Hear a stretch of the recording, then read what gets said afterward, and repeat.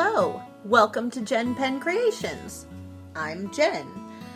Today, I actually watch a bunch of fitness influencers and people who used to be very large, who has lost a bunch of weight, and they talk about that.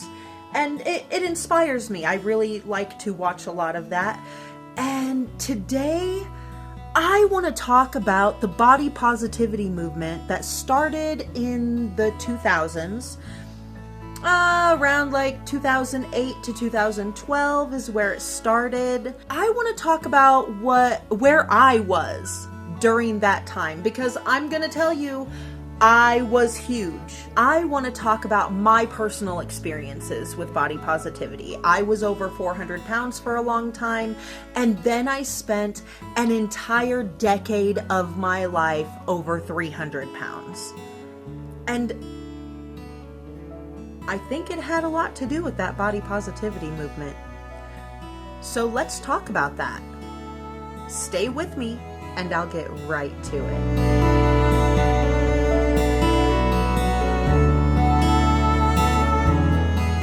Body positivity. That was a movement, and it's still going on today. The body positivity, fat activist movement. Actually, in my personal opinion, it kind of morphed into this fat activism weirdness that it has become. I want to go back and start at the beginning. When body positivity still meant loving you. And today I just don't think it means that anymore. I think today it has morphed into you have to be fat or you are fatphobic and gross. And I just don't think that that's real. I think, okay, so let's start back at the beginning. Body positivity, from what I gathered back in like 2010, let's start there. From what I gathered back then, I thought that body positivity was this amazing idea. Finally, girls who weren't extra small, barely alive, walking skeletons weren't the ones all over TV and magazines and stuff. They finally had women that were larger on the runway and in the fashion industry. I mean, Tess Holliday made her debut. She is one of the top fat activists of today. And she also was one of the original body positivity movement people of that time. And I honestly believe that it started with really good intentions, because we really wanted to let women know that you didn't have to be an extra small walking skeleton to be beautiful. And at that time in my life, I was over 400 pounds, and I was striving to still see the beauty in myself at that size. And the body positivity movement helped me so much. I was seeing plus size women on YouTube and on TV and on the runway. That was unheard of. I mean, did you ever see America's Next Top Model? Oh my God. They were calling these little tiny extra small skinny girls fat. Whoa.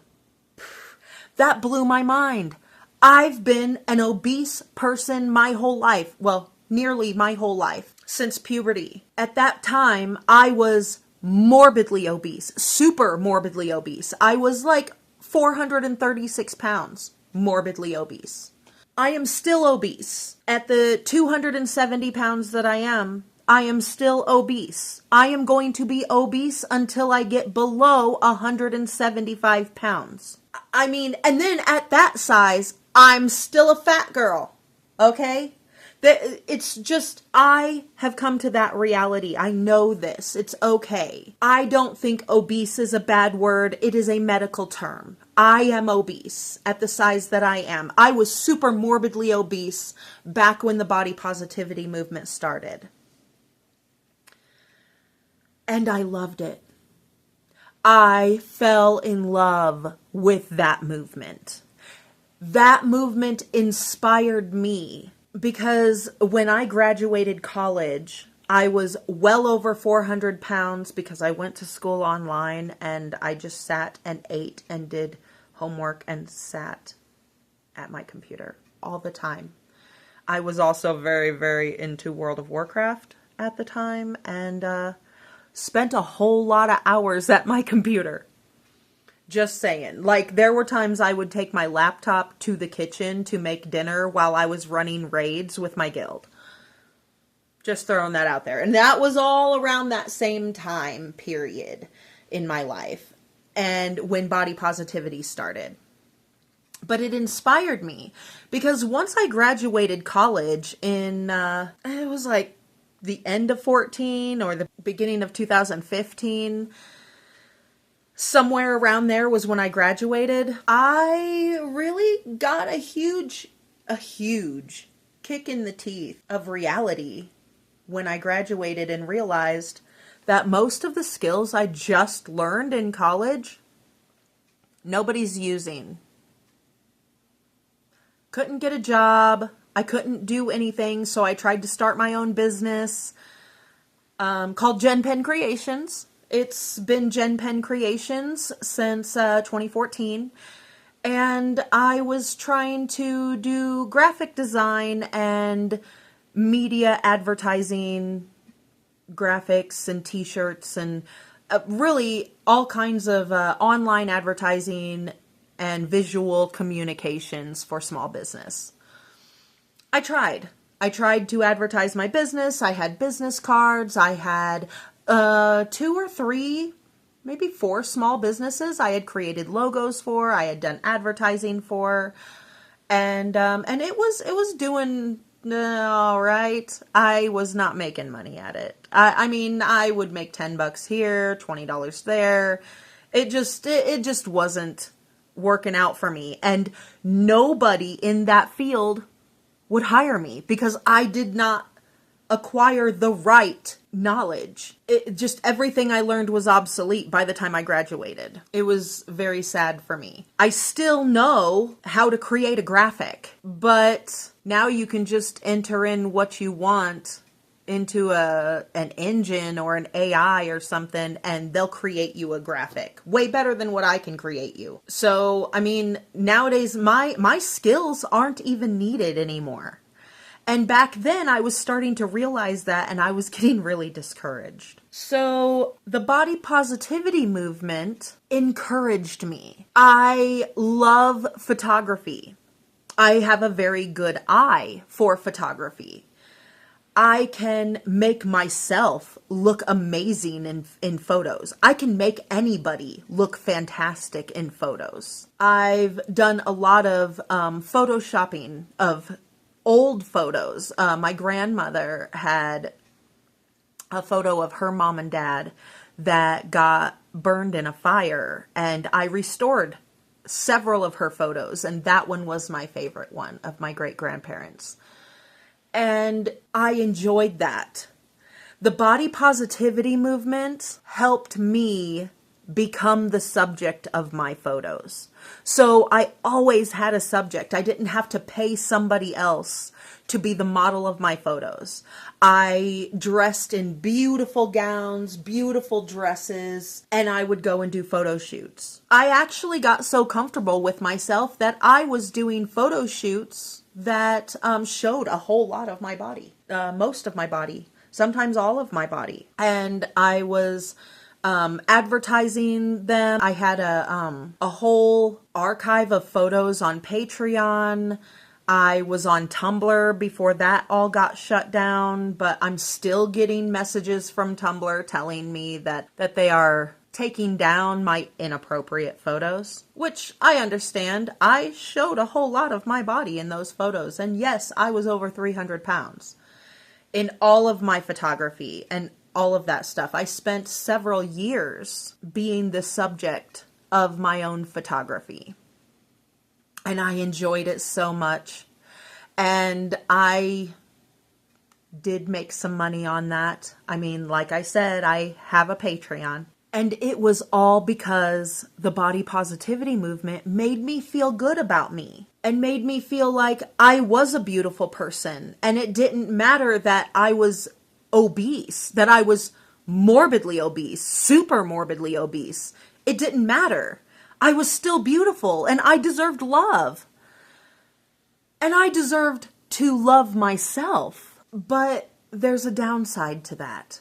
Yes, that's all great and that's all fantastic. But when you feel like you have to love yourself at this size, you also start feeding yourself the rhetoric that you don't have to lose weight, that you are perfectly healthy and okay the way that you are, even though you can't fit into booths at restaurants.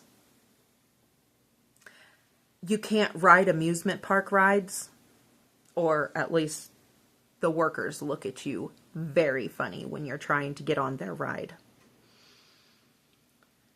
It's very embarrassing when you're trying to get onto a giant Ferris wheel and they have to offset your weight with a gondola full of 5 people. That's embarrassing. And it goes with you everywhere. You can't move as well. You don't get around the park, like you're talking about going to the amusement park. You don't get around the park very well, unless you, like, rent a scooter or something. I did do that one time, but it was after a surgery. I refused to ride a scooter through any kind of grocery store or any kind of amusement park or anything because I was fat. I realized that I needed to walk. It is good for you to walk. And so that's what I made myself do. Except for that one time after a surgery that I had that was so botched up, I had to spend a year in physical therapy to relearn how to walk and move and use my body like I should. So that was my one exception for riding in a little motorized cart through the amusement park. But I also knew that I couldn't hardly fit in anything. The tubes for the lazy river, the water slides. I was terrified of those because I was huge and I was scared I was going to fly out of it or break it or embarrass myself more than what I am just walking around as a fat person in the water park. Because that in its own self is embarrassing to some of us. And it was to me. This is my personal opinion, my personal experience with this. And I was super embarrassed by my weight.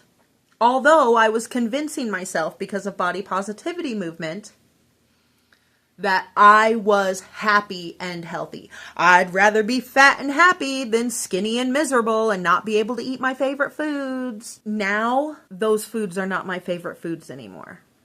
I used to love French fries. They were my food of choice. I loved McDonald's French fries. They were the best. And now I could leave them. They're not my favorite food anymore. Actually, I'm kind of up in the air about what my favorite food is, but I still really love soup. Soup was my favorite food as a child. I still love soup.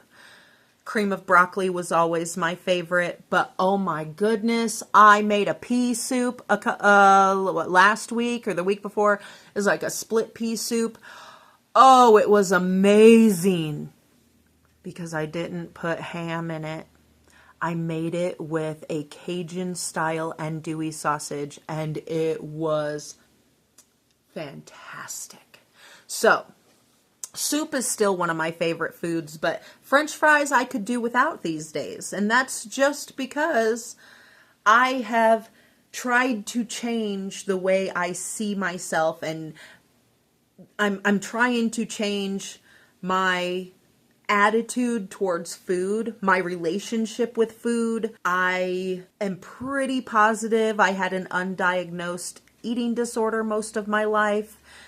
I did the whole cycle of eating, whole lots of food all the time, and then feeling guilty about that and starving myself for a couple of days or 3 days or a week or whatever, and then eating, never really getting adequate exercise. I never, ever drank water. That's horrible. Water is so good for you, but because I grew up in Illinois where there's like, the water is in the air you breathe there. I never drank water. As a child, I drank Kool-Aid. 90% of the time, I'm sure I drank Kool-Aid or milk. And growing up, I drank soda. Always drank soda. When my oldest 2 children were very, very young and it was just me and them in my apartment, I always had 2 cases of soda sitting in my kitchen at all times. There was soda in the refrigerator all the time. I always had cherry Pepsi and I always had Dr. Pepper. That was always in my house all the time. And now, the last time I drank soda, it was like a grape crush or something, and it tasted weird, and it was so sweet. I felt like I was drinking syrup. It was crazy, and I can't do it anymore. But I've changed myself. I've changed my things. But the body positivity movement was what made me so comfortable in that skin of 360 pounds. I'm going to say that was my average for about 10 years, because I would go above that to about 380, and I would go dip below that to about 340, 320. The body positivity movement, I think it started with good intentions. Love yourself. Regardless of the stage of life that you're in, be who you are and love you. Now, it morphed. I think it should still be that, because part of loving you is self-care, and part of self-care is making sure you drink water, making sure you don't overeat French fries, making sure you try to change your relationship with food and you don't feel guilty about having a steak every once in a while or eating a donut. Self-care is actually doing the things for yourself that make you healthy. Self-care isn't necessarily about being happy. It's about being healthy and mentally sane and where you need to be. I feel as though I was happy back then, but I definitely wasn't healthy because the habits I had nothing to do with self-care. They had to do with self-indulgence. And self-indulgence, yes, makes us happy in the short term. It makes me happy, I want it. Yeah, but is it going to make you happy in the long term, or is it just going to add 20 pounds to your already very morbidly obese body? So I had to take a step back. I never actually joined the movement. I never put any kind of hashtag body positivity or hashtag fat activism or anything like that on any of my posts or my pictures or anything, because that's not what I was doing. I wasn't promoting that. And even to this day, I just don't think that I could ever promote anything like that, because I think that being healthy is way more important than that self-indulgence and making us happy in that one little moment. Fat activists have taken this way too far, and now they're saying that if you even love yourself enough to eat properly and change your relationship with food and get some therapy and help, to lose weight, if you're trying to lose weight at all, you are now against the community and you're fat phobic. I don't think that wanting to be healthy in my life it should be considered fat phobic. I don't care if you want to be healthy or not. I care about me and I want to be healthy. I mean, if you don't want to go on a diet, that's okay. You don't have to. You don't want to cut calories? That's cool. You don't have to. But because that's how I feel like I can care for myself that way, that's my version of self-care, I'm going to go down that road. And you can call me fat phobic all you want. I am still 270 pounds. That's still fat. Actually, that's obese. Medical terms. And I'm still working on it. I'm still getting myself there. I'm so glad that you stayed with me today. Thank you so much for being here. I want to hear your opinion on this. Like, what did body positivity mean to you back in the 2010s when it started? Did you see the morph happen? I don't know. I feel like I saw this weird morphing happen in that community, and it was all about loving each other and loving everybody, and we were able to talk about weight loss and being happy and healthy with ourselves while still loving who we were. But now we're not allowed to do that, and we're not allowed to be that. So I'm just wondering where you think things lie now. I'm going to take myself out there and try to make some money with some Uber Eats, and I will talk to you about that side hustle again in a future video, because I mean, obviously I only did it the one time. I was very disappointed. I want to try it again and actually do something during prime hours. I'm going to go out there and work it today and see what I can do. Take myself a hike and just enjoy this beautiful 86-degree weather in March in Colorado right now. And I really hope that you go out there, do something for you, do something for someone else today, because that makes us happy too. Join me again. I'll see you in the next one. Bye.